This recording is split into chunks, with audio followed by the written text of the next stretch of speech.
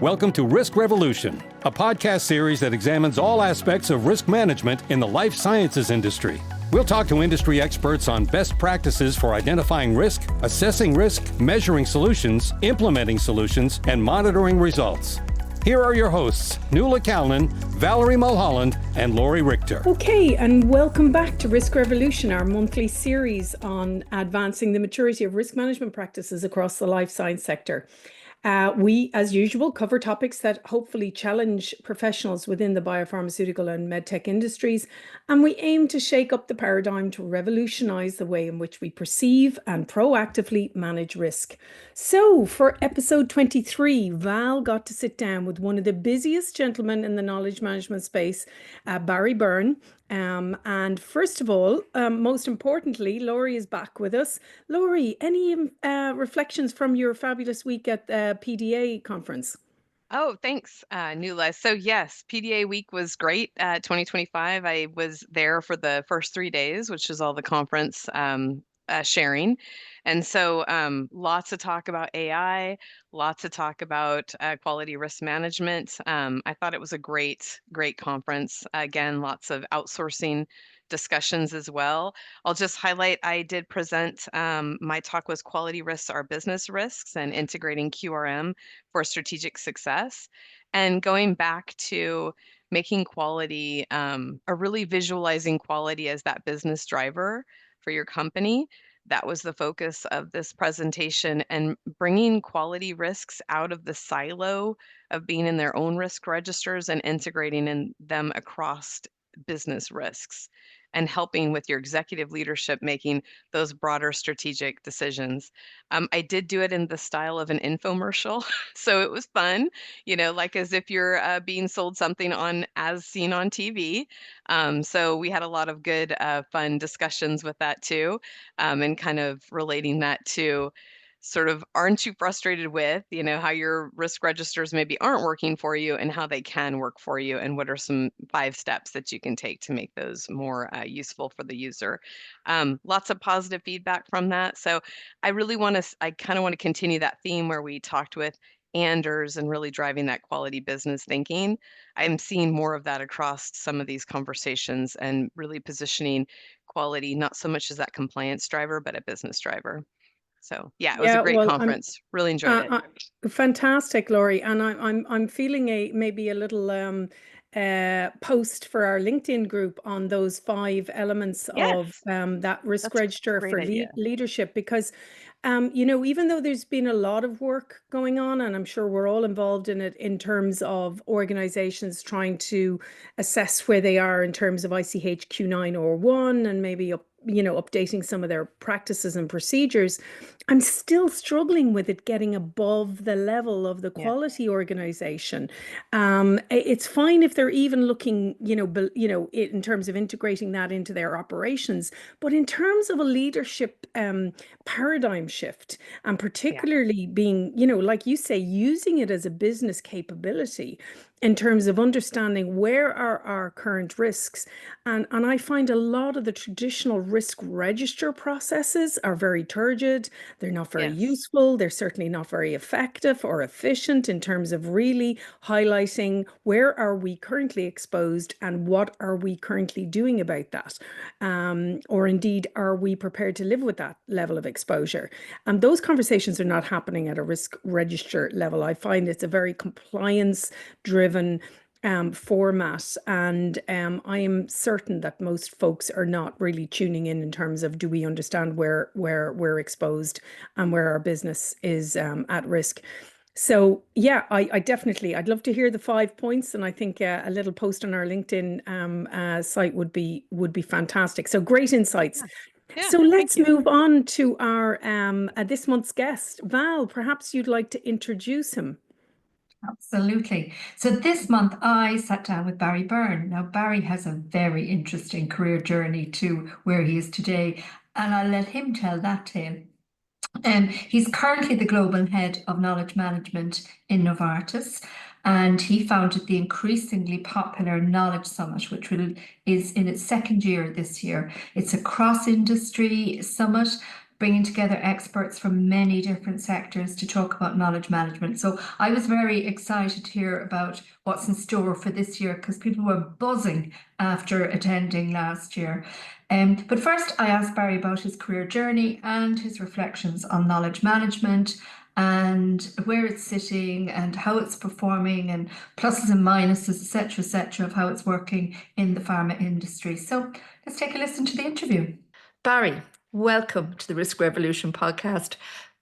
First, can I start by exploring your career journey, which is a little unusual. I think most people in pharma grew up in pharma, but you didn't. And I suspect that has given you a certain perspective when you joined this industry. Yeah, thanks very much. Let me start by saying thank you very much, Valerie, for having me on this podcast. It's an honor. So yes, a different background, I suppose, into the world of KM and pharma. So my knowledge management career started in the military, actually, which, as we'll discuss, probably has parallels in terms of risk with where I found myself landing within pharma, within a global medicines company. So my career started out, I suppose, I studied business with IT in Galway in Ireland, and first heard of knowledge management back in those days and got very excited about the idea of the differences between information and knowledge, and even the origins, the debates about this going back to ancient Greece, and then how it's so pertinent still in the technology world. So that kind of sparked my interest. And then I found myself many years later in a peacekeeping environment overseas in Lebanon, peacekeeping for the Irish military and the UN, the United Nations. And there was a tragic roadside bomb incident, which tragic loss of life. It was a joint Irish and Spanish convoy, very close to our base, our Irish peacekeeping base in southern Lebanon.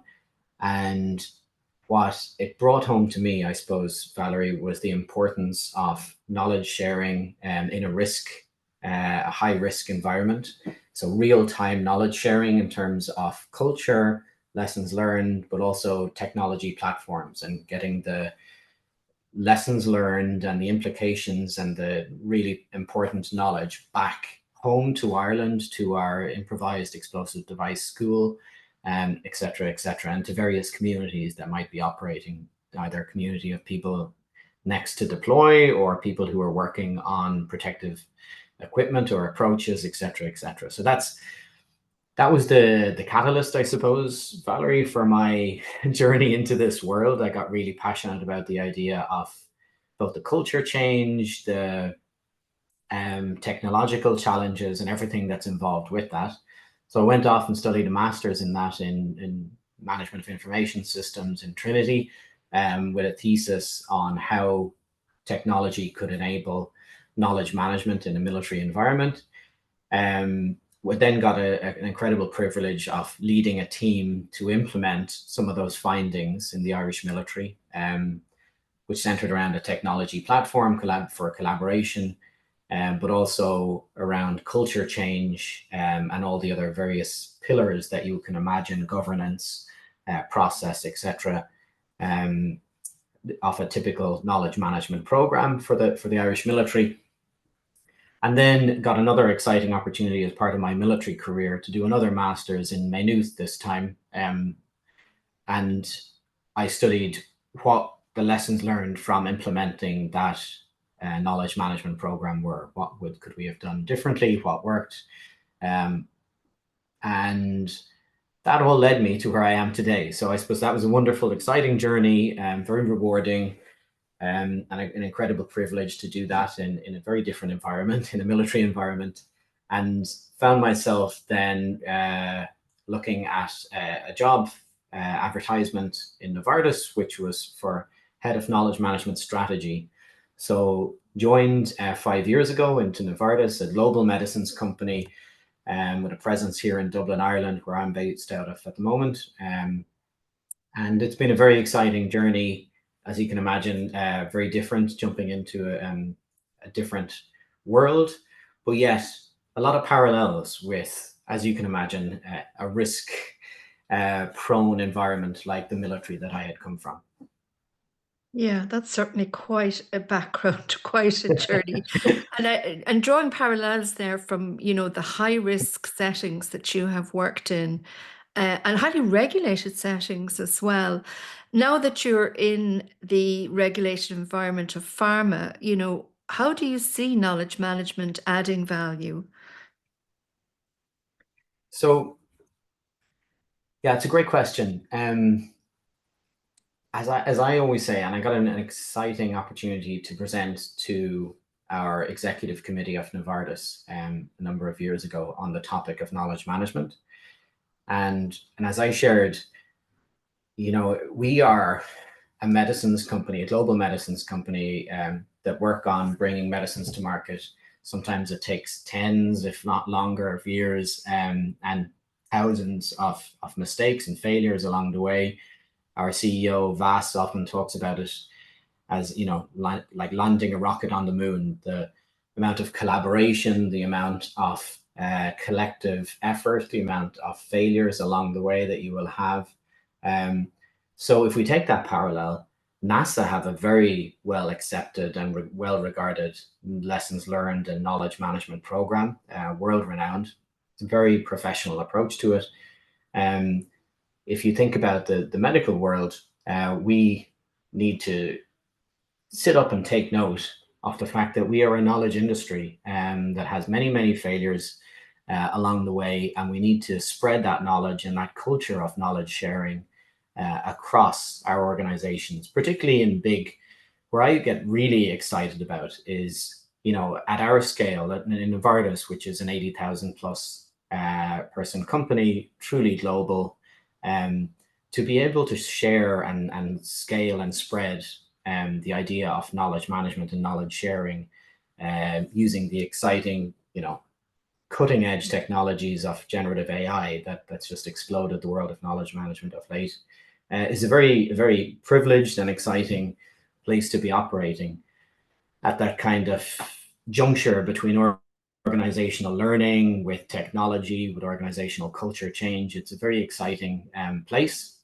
And pharma and medicine companies globally need to kind of sit up and take note that we are knowledge industries. 100% of our employees are knowledge workers. So if you're going to hire 100 knowledge workers, hire one to help them share knowledge effectively, right? So it's an exciting place to work. It's an important place to work, obviously, in the GXP environment that we are all in. It's incredibly important. So you need to have sensitivities as well. But I think in my past life, where there were, of course, this kind of need to know mentality and sensitivities towards information sharing, knowledge sharing, that stood me in good stead to the kind of challenges and barriers that you might be met with in a world that has sensitivity towards this type of sharing. And what I found is, there are many, it's really served me well because there are a lot of parallels and there are a lot of lessons learned from the military world that can be applied here as examples of, and catalysts to change. So for example, the tragedy of 9/11 is a well-documented case of a breakdown in culture and technological platforms that were set up for knowledge sharing. So intelligence agencies perhaps failing to pass on key aspects, pieces of the puzzle. If you think about many other military engagements over time, there have been countless lessons learned. So as one of the people on my team likes to say, I love learning from experience, but I prefer to learn from other people's experience. And that's some of these lessons and stories and examples can be very, very powerful in conveying how important it is in the military world and how justifiably important it is in our GXP compliance risk-related world of medicines. Mm. And just pulling on that thread a little bit, Barry, for me, because you mentioned their cultural and technological and influences. I mean, my co-host Nuala often refers to knowledge management as the orphan enabler. If you think of the two enablers for an effective quality system that are in the famous ICHQ10 diagram, one is quality risk management, one is knowledge management. And she would say, QRM is so much more mature than knowledge. So, what do you see as, when you look in the window of the pharma industry, what do you see as the biggest gaps in our KM journey? Are they cultural? Are they structural? Or are they technological? I think they're cultural, to be honest, Valerie. Oh. There's obviously challenges brought about as well through this scale and sometimes the buying power of large pharmas as well, because what can happen is technologically, then you can have many different systems cropping up in different parts of the business that all need to communicate seamlessly with each other. So that can sometimes present challenges. So it's almost the reverse of what I encountered at the military, where we were, cash poor, and one single system tended to be the one that you would rely on, and then you've got a single point of truth, etc., etc. So, but if we go back to technological challenges aside, culture is probably the biggest thing that I would say we need to address, and it comes back to this kind of need to know type of mentality, and the fact that, and this over reliance on secrecy and protection, and that all has its place and is incredibly important. But we need to take note as well that we are a knowledge industry, as I said, that we need to share. So you mentioned ICHQ10, yeah. I think the ISO 30401 and others relating to knowledge management, they were slower to come about, and knowledge management's inclusion in the ICHQs as well took longer to come about than perhaps other disciplines. So perhaps that's a cultural challenge, and we're a bit late to the game there. But what we need to, the message I have been using to convey the importance of knowledge management in Novartis, and hopefully it's been somewhat successful in that we have now a newly established COE to help connect the dots and connect our efforts of knowledge management across the company. Some of the messaging I've been using there is that sharing knowledge can save lives, and an approach to knowledge management can save lives. Again, I mentioned NASA, I mentioned the military. So I point to organizations that have very mature and heavily invested in knowledge management programs and say, why are we not doing this better in pharma? And if you think about it, when I look at, say, classic APQC benchmarking statistics and things like that, you see companies like Shell, NASA, and NATO and others have very, very high scores. And these are organizations that take big bets with money and with life. And that's us in pharma, right? So why are we not leading the charge here in terms of resourcing, in terms of human capital resourcing, and in terms of financial resourcing, the importance of knowledge management? And again, another organization or industry that really heavily double down on knowledge management courses is the consulting industry. So if you hire one of the big five, they will come in and they will know more about you than you know about yourselves.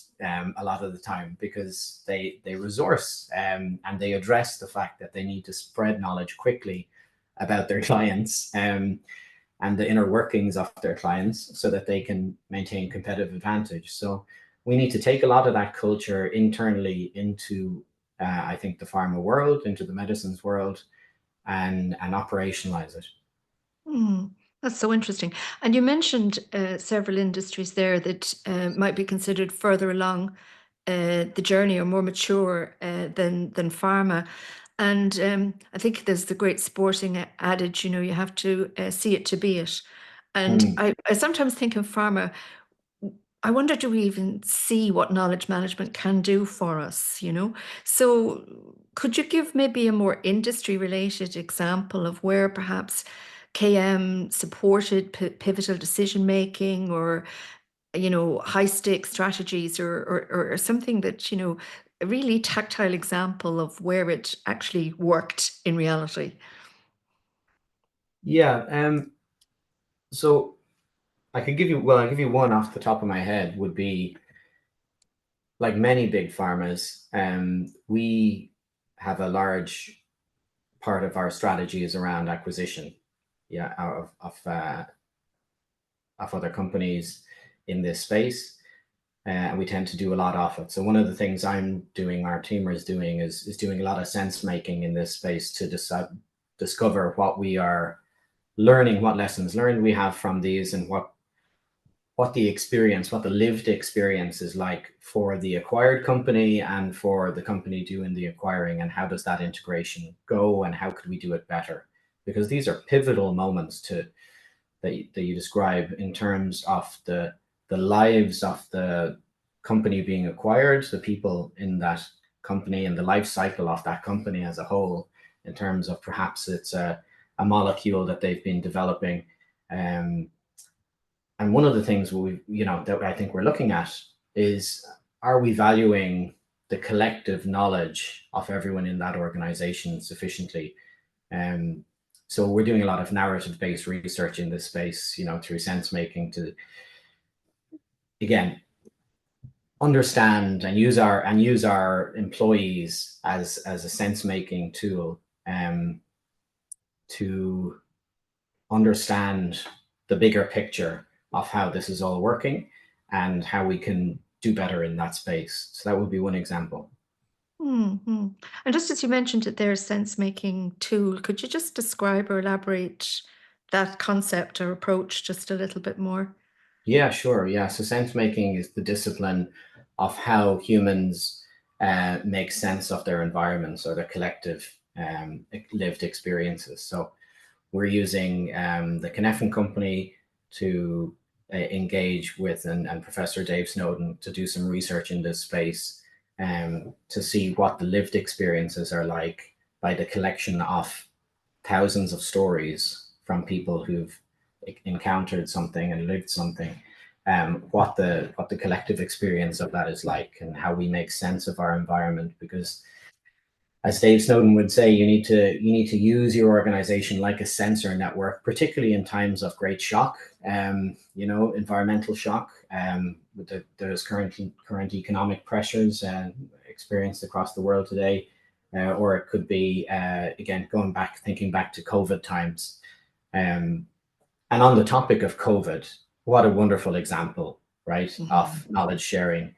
The speed never before seen, right? The speed of action, united action towards a common goal, and knowledge sharing in an industry that was so critical to the progress of mankind, and the getting back to work, and getting back to normality, I should say, and back to a good quality of life. But that was a wonderful, wonderful example that I often reference.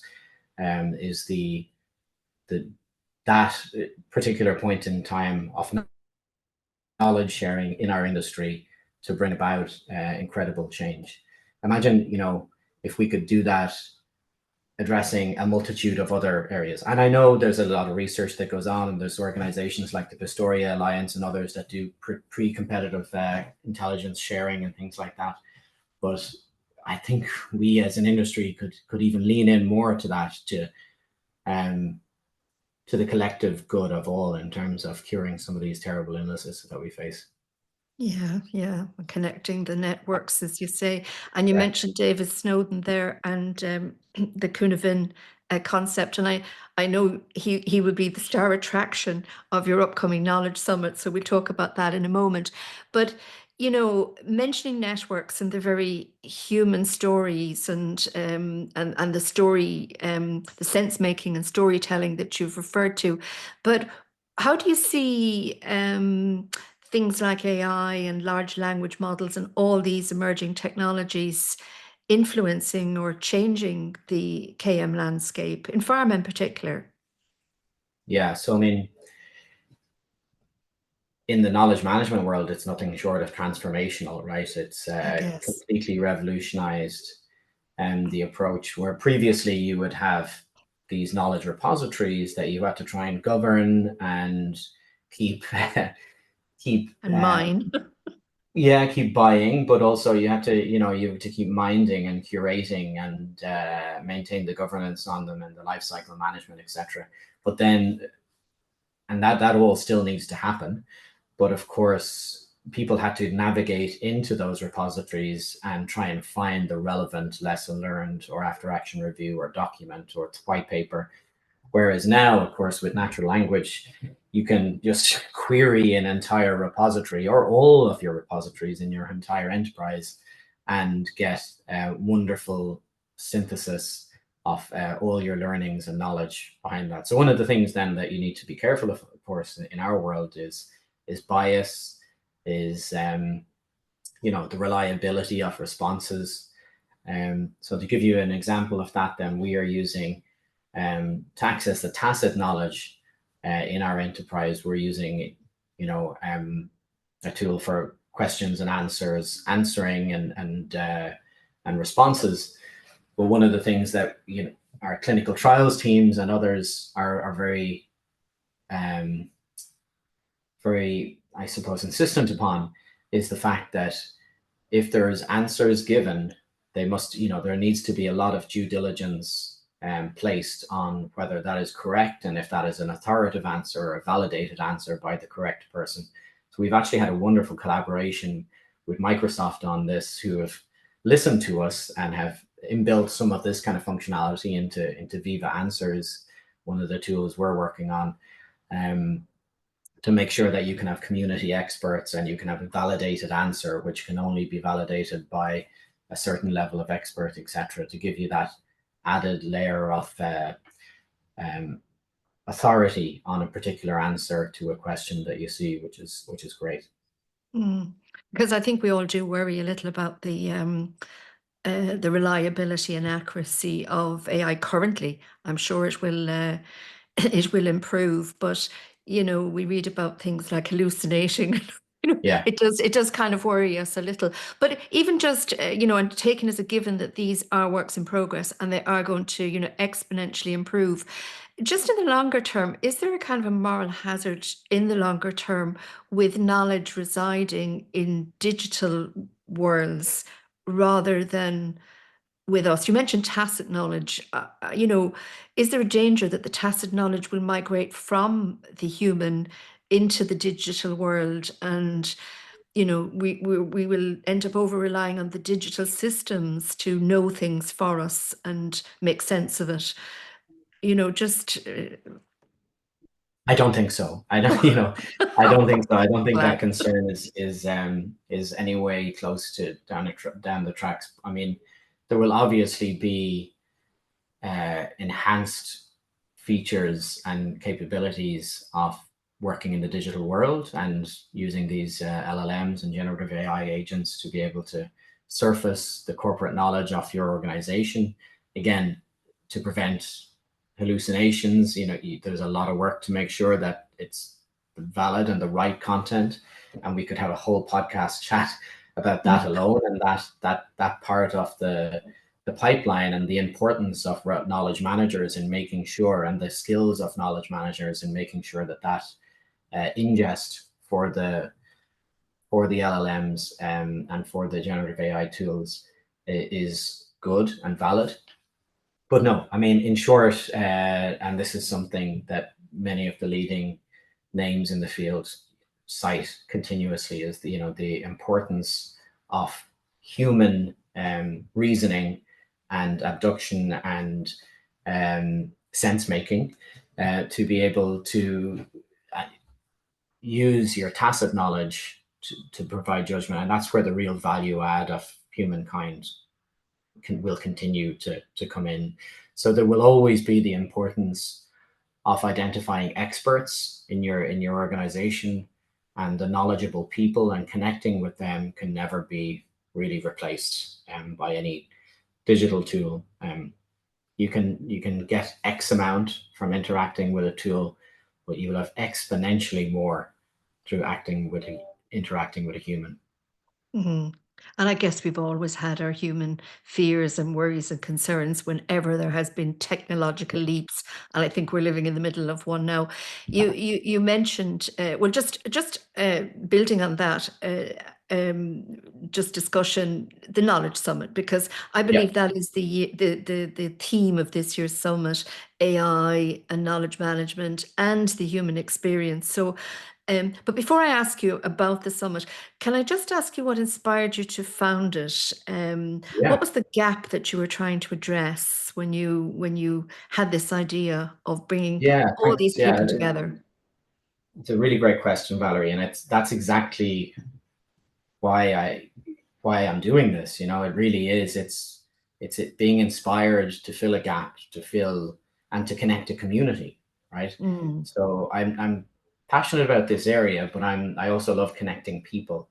And again, going back to what we just spoke about, where the real value comes is when humans interact, and it's those aha moments that cannot be created or synthesized in the digital world. So those real moments of connection, shared lived experiences together. So a lot of the knowledge management, I've been in this field, like you and many others, for 15 plus years, and I've been to I believe every knowledge management conference all over the world, from Australia and Singapore and all across Europe, and all the big ones in the United States. And I feel like, a lot of the big ones are in the US, which is a long way away for Europeans, but also I felt even those ones, there's a lot of speaking at you from the stage for an hour, and a lot of vendors that are present. So what we really wanted to do as a community was to run something by the knowledge management community, for the knowledge management community, that really focused on practitioners in the field having conversations with each other. So for that reason, we call it a flipped conference, an unconference type of approach, where you can only speak for 20 minutes. You can only present for 20 minutes. It's only practitioners really that are presenting. And after the 20 minutes of sharing your knowledge, then you have to give 40 minutes for the audience, the collective knowledge. Because think about it, Valerie, in any one room, there's probably over 1,000 years of experience in the audience, compared to the one sage on the stage who's kind of preaching at them for 40 to 50 minutes, and then squeezing 5 minutes in for questions at the end. So we're trying to get away from this scenario that you have a room full of hugely knowledgeable people, all largely silent and scrolling on their phone after about 10 minutes or 20 minutes of listening to someone speak at them.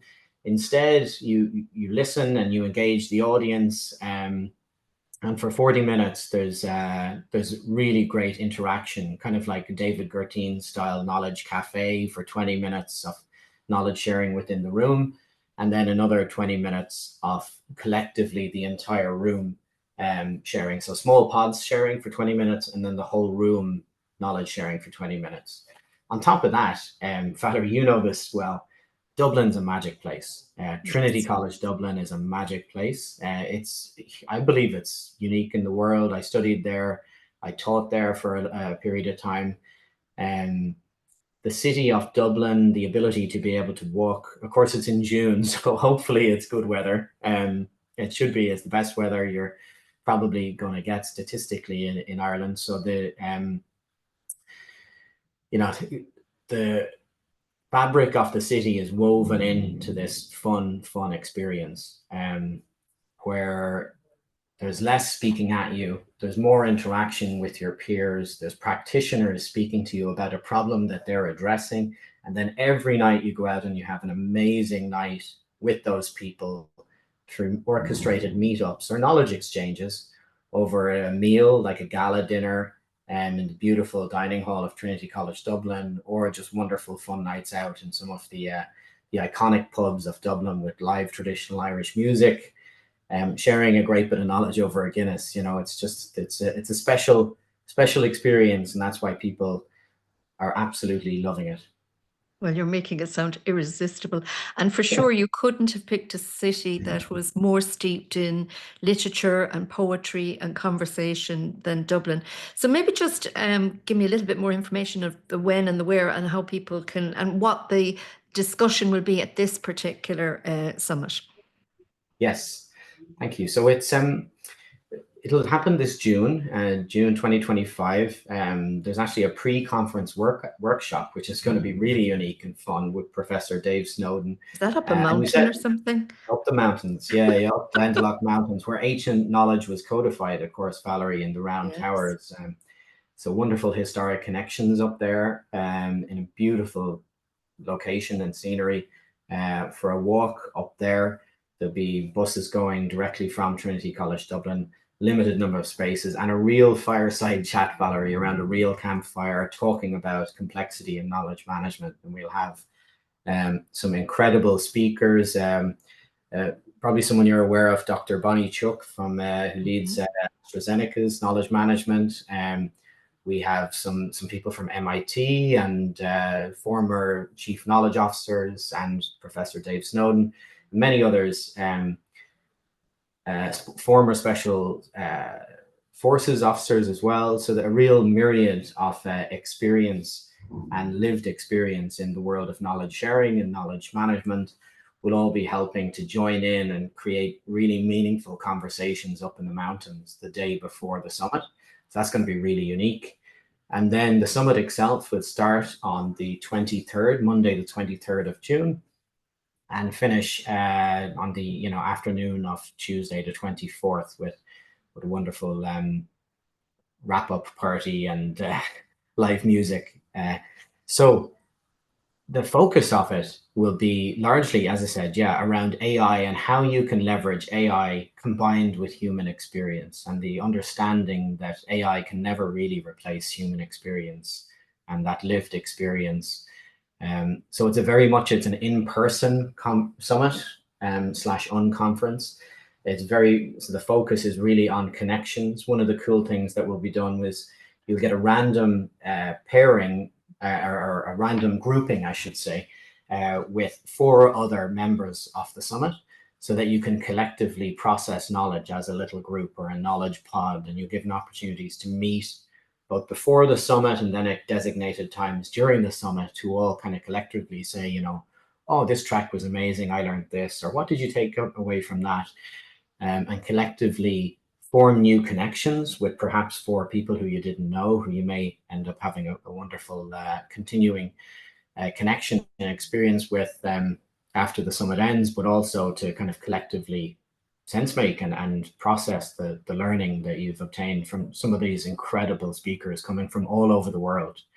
So that's the other really exciting thing, is for us in Ireland, it's such a privilege to have 32 or something of the world leading speakers coming in from MIT and NASA and Shell and you name it, all around the world.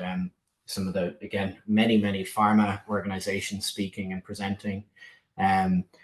So it's a wonderful thing to have on our doorstep in Dublin, Ireland as well, and something that's great for Europe, of course, with the proximity and the very competitive accommodation prices actually as well in Trinity College Dublin. So you can actually stay on campus in the historic campus of Trinity, which is going to be really exciting. Wow. Well, I'm really looking forward to it, Barry, for sure. And we'll include the link to the Knowledge Summit website and how to get tickets, etc., in the show notes attached to this podcast. But finally, and thank you once again for joining us. To our listeners in knowledge management or the quality professionals who, want to join the risk revolution and drive change in culture in large organizations, do you have a final piece of advice? Well, look, I know you all are good friends of Marty Lippe and Paige Kane and some of their publishing in this space, and there's some great stuff that they've done in this space. But if another book I could suggest to you, if you've read all their great stuff, is Turn the Ship Around by David Marquet. So that's a book about changing leadership styles. It's about a nuclear submarine commander who was a massive fan of Stephen Covey's work and was renowned and absolutely had unprecedented success in leading and turning a management style approach to leadership on nuclear submarines, turning the worst performing crew in the US Navy to the best performing crew in US Navy in history. And he did that experimenting in a high risk environment, Valerie, because you can imagine experimenting with new leadership styles or new approaches to risk in a world where you are under the water, sleeping next to a nuclear reactor with nuclear weapons beside your bunk, right? So you're giving away, you're enabling trust by giving away control, which creates more high-performing teams. But experimenting with those new kind of less rigid structures that the military had been used to, in an environment where you are literally sleeping next to a nuclear reactor, and anyone that turned a particular dial could be ending everyone's life as you slept as the captain of that submarine. So it's a wonderful book, Turn the Ship Around, and one I would recommend reading in relation to organizational culture change, which is important for us in the world of knowledge management, but also in terms of as an approach to risk. Funny you mentioned that. It only popped up in a feed this morning, that book. So Really? The universe must be telling me to have a reread. So I will do that, And we might feature it in one of our upcoming book club episodes that we have on this podcast as well. So that is uncanny. Yes, Barry, thanks so much for joining us. Good luck with your Knowledge Summit, which I know is going to be hugely popular and so well attended. And it literally does what it says on the tin. It encourages knowledge sharing during the conference. And thanks for joining me today. Thank you so much for having me, Valerie. Okay, lots to think about there. Nuala, I have a feeling you will agree with Barry's point that as a knowledge industry, we don't always act like it. Absolutely. I loved what he was saying, but I was so taken by the intro. Again, a little bit of a reflection on our talk last month, where Matt Pearson had not come to the industry as a scientist either. And here we have Barry with that military experience. I mean, it's just astounding to hear his reflections on how he distilled that down into understanding the importance of communicating knowledge in order to reduce risk and to understand that risk. So I found that the fact that, he then went on and academically studied that. He did 2 masters in it. He reflected. I really liked the fact that he said, I did a second master's then in Maynooth at looking at what lessons learned, what did we do well, and what didn't work so well.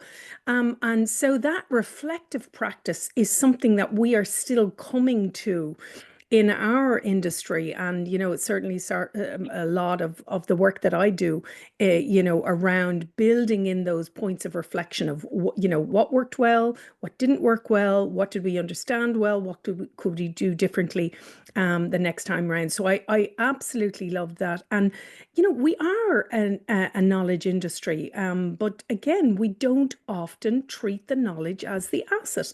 And Barry mentioned Paige Kane and Marty Lipp at the end of his interview there. But it's really, really important that we start to treat this knowledge as an asset. And I think, part of where we're going to go to with this is around the fact that, we're now starting to look at it as potentially a digital asset, and maybe that. Interesting, he used a very KM term of sense making, and you kind of checked him on that. And it is a term that is used extensively in the KM space, but it's not something that if you're sitting down with a group of engineers and scientists or operations folks, or, supply chain folks, that they would, it sounds a little bit woolly, it's not something that they would necessarily, not a word they use. it's not a phrase that they use. But I think if we turn it on its head and talk about making sense of what we know, it gets much closer to helping us to make those risk-based decisions that you do so much work on, Val. So we have all this knowledge, whether it's tacit knowledge, whether it's, in a digital repositories. I loved what he said about the fact that, they didn't have enough money in the military. They only had a single source of truth, whereas in our industries we have so many different repositories. The need for this, coming together to make sense of what we know, because we can be inundated with data and information, but really moving it up the food chain into, well, what does that help in terms of our understanding of what we have in front of us now to assist us in making a decision. So I think, don't be afraid of some of the terminology around sense making. It really helps us in our decision making, which might be, a phrase that folks are more closer to. And of course, as usual, in the area that I work in, the impact of culture. When you asked him, what is the distinguishing feature, he said it's culture. I'm sure, Laurie, Yes. you have lots to say about that as well. Yeah. No, thank you, Nuala. Well, and as you know, I'm no stranger to organizational learning, having Nuala be my supervisor for my PhD and having those reflective practices. Are we learning from our mistakes? I think he hit it on the head about and you've already mentioned that knowledge is an asset for us, and yet we don't view it that way. We sometimes can operate very siloed, even within our companies. Certainly outside of our company, we struggle to share across our industries. I think we're good about best practices. We get a little touchy about the details about it. We are competitive about getting to the market. That's different than what he's talking about in terms of other industries. So our knowledge is part of how we're going to get to the market faster than somebody else. So we're struggling to share that because we have that fear of violating that. I love that he talked about, I think that's something we need to think about, is he talked about NASA, he talked about Shell, having these strong knowledge management programs, or at least the way they view knowledge, and that they do that because lives are at stake. I think sometimes we look at companies like that and we say, oh, yeah, other people's lives are at stake outside of that. If Shell makes a mistake, it could affect people living around that area, right? Community was what I was going to say. But I think we forget that the decisions we make affect our patients' lives, and that knowledge is part of those decisions that we make. I don't think we ever want to risk a patient's life. I just don't think we view that knowledge management piece as part of protecting that patient and the safety of that patient. Their lives are at stake too, right? Because of the knowledge that we have and the sharing across either within our organization or across organizations too. I thought it was interesting that he talked about kind of that surveillance of how probably other parties have more knowledge about our companies than sometimes we share internally amongst ourselves. And they have to collect that rather rapidly and quickly to stay competitive, to know about our companies, to either vie for, work at that company or what have you. And so they have more and they collect it quickly, yet we struggle sometimes to share internally some of that information. So all in all, I felt like that knowledge sharing piece and that cultural component is the biggest hiccup we probably have, and that race to get to market first is stopping us, I think, from we want to share that knowledge. I think we're scared to. We hold back a little bit because we're fearful that that could position us in a poor place for that, getting that race to the market kind of piece. Internally, I'm still struggling why we struggle to share information. I don't, it is a cultural component, I guess, in terms of keeping us siloed. I don't know how to break that down because I think those reflective practices are so critical, as you talked about, Nuala, and yet so overlooked sometimes. So great interview. I thought Barry was fabulous, and I thought he explained things so well and clearly for the audience too. I'm sorry, Val, one other thing I wanted to talk about was the generative AI piece. I'm sorry, I forgot about that piece of it. He did talk about that. He talks about it a little bit later as well. What I loved about that is he sees it as this kind of hybrid approach. And I think we're still struggling as humans to go, this AI, it's going to take over our lives. He really explained it more as the human experience still needs to be a part of that, right? With the human connection still needs to be a part of that. But AI can provide such aid and assistance in kind of putting that knowledge into a place that makes sense, trending it, whatever those things are. But that human experience is still critical to that. And I think that's the part that some of us are getting, maybe some of us aren't. Some of us are a little fearful. Maybe we'll swing the pendulum the wrong way and forget that the human is a component of that. I don't know what the future is going to look like for generative AI and pharma. I think some good things are coming out of it. I saw a piece from the FDA saying now they're going to try to reduce animal studies and try to use AI for some of that. I think those are great applications. But Nuala, did you have more to add on that piece of it too, around the AI? Yeah, again, I was really taken with, I guess maybe some of our, the KM partners are more comfortable with the concept of the use of generative AI. He specifically spoke about generative AI, and I think that it can be a big tool, but we all have to learn how to use this tool. It's a tool, and we shouldn't be fearful of it.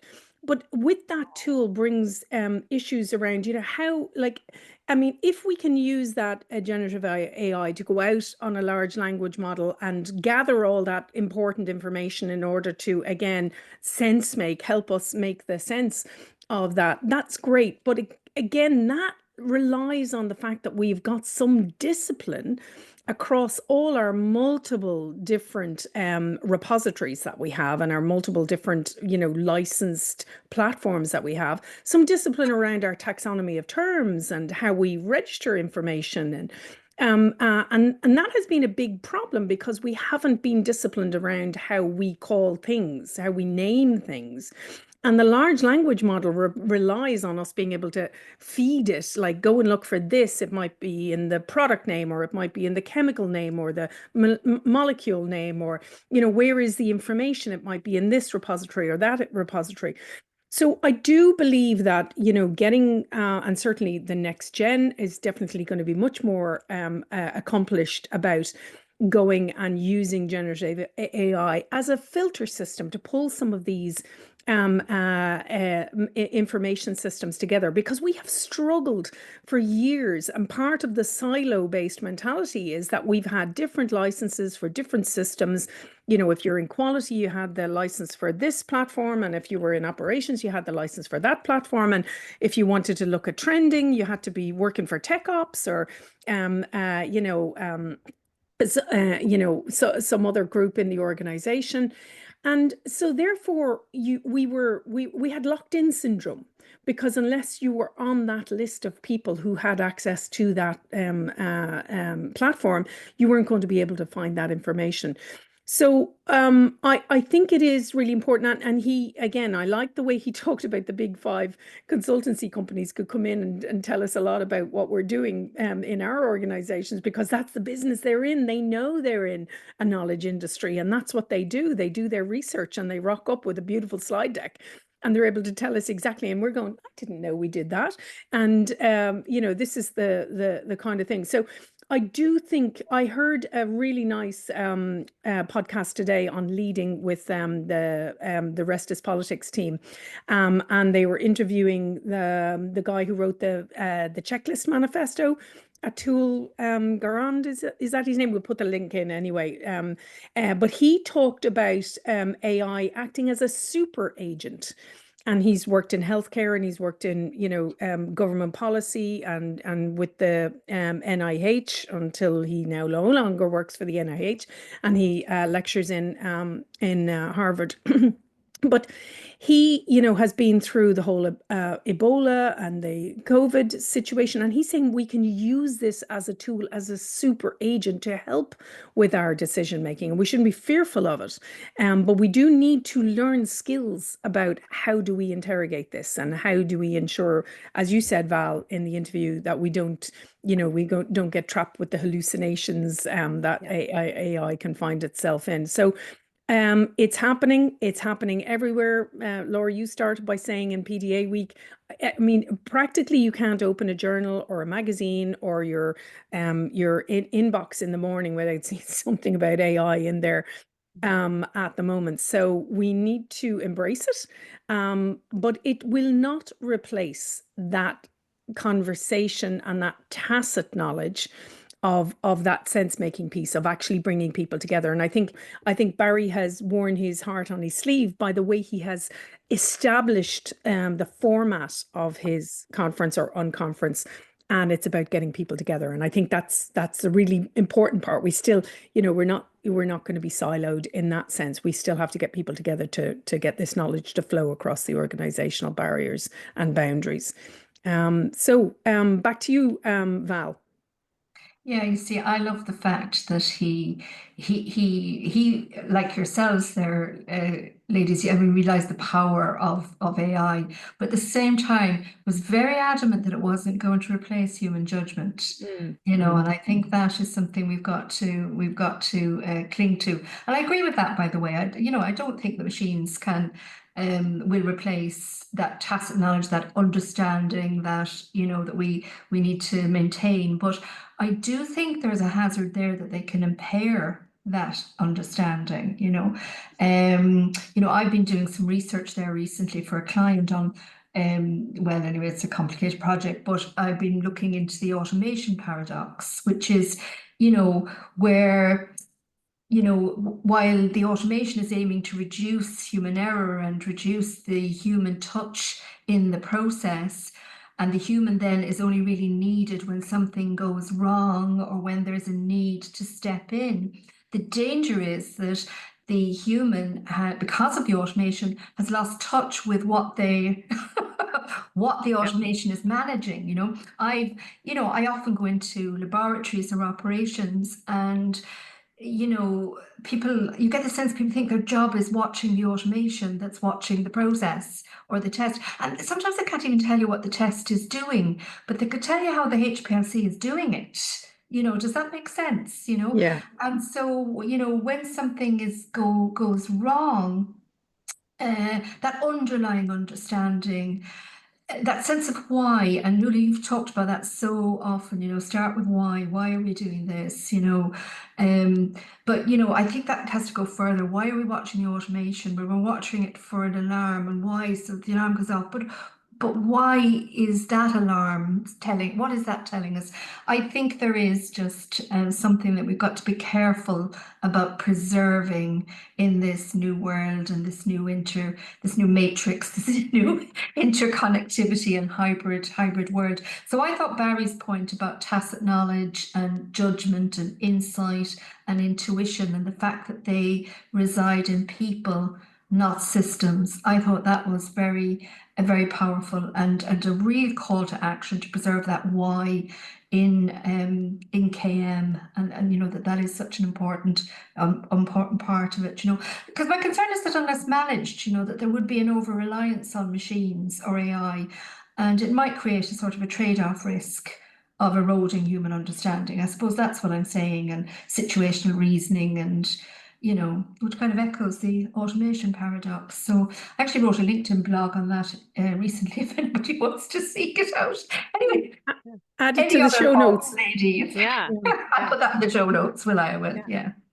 Any other thoughts, ladies, before we wrap up?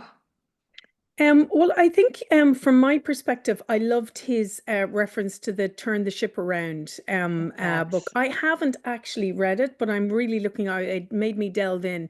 And I love the byline, which is talking about turning followers into leaders, because again, I regularly work with teams and I'm saying leadership is not by rote of hierarchy. Anyone at any level in their organization can demonstrate leadership within their peer group, in terms of taking ownership for the process, like you say, understanding the why, feeling that connection and making that connection to the patient. So I'm really looking forward. It might we might have to add it to the list for our book club.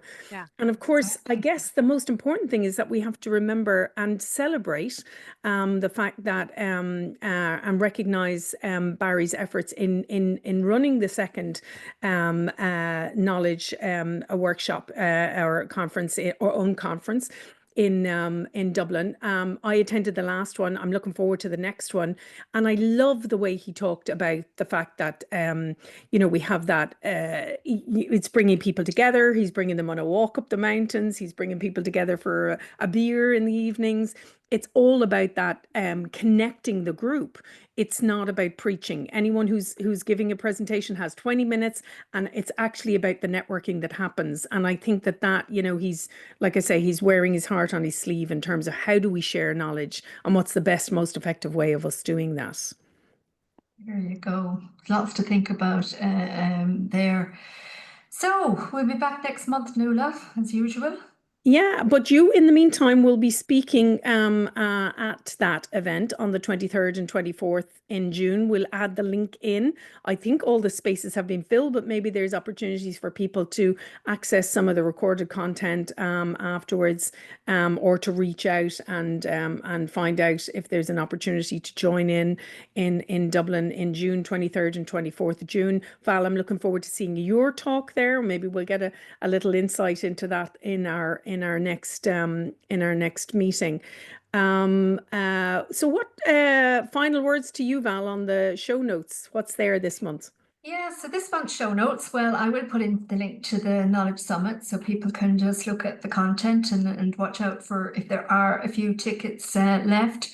I'll also include a link to David Snowden's Coonavan website. We actually didn't talk about that at all. We'll talk about that in a future episode as well.